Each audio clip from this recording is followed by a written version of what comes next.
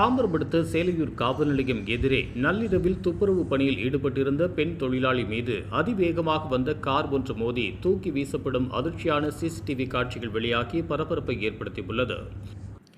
சென்னை மேடவாக்கம் அருகே உள்ள சித்தலப்பாக்கம் கன்னிக்கோவில் ஏரிக்கரை தெருவை சேர்ந்தவர் ஏழுமலை.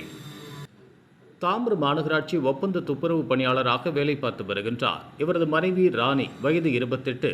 இவரும் துப்புரவு பணி செய்து வருகின்றார்.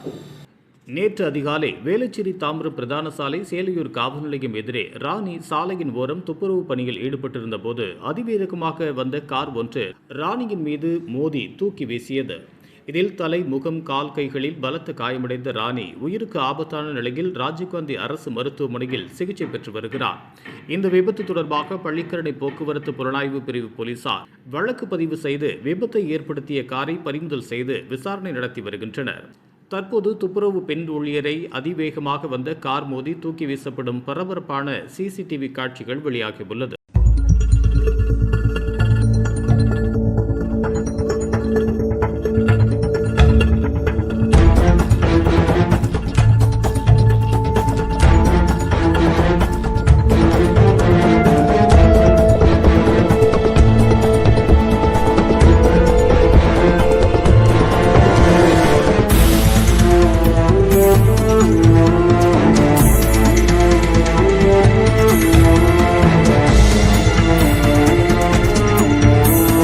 இதுபோன்ற உள்ளூர் செய்திகள், மாநில செய்திகள் மற்றும் பயனுள்ள தகவல்களை உடனுக்குடன் தெரிந்து கொள்ள GST ஆன்லைன் மீடியாவை இலவசமாக சப்ஸ்கிரைப் செய்து கொள்ளுங்கள்.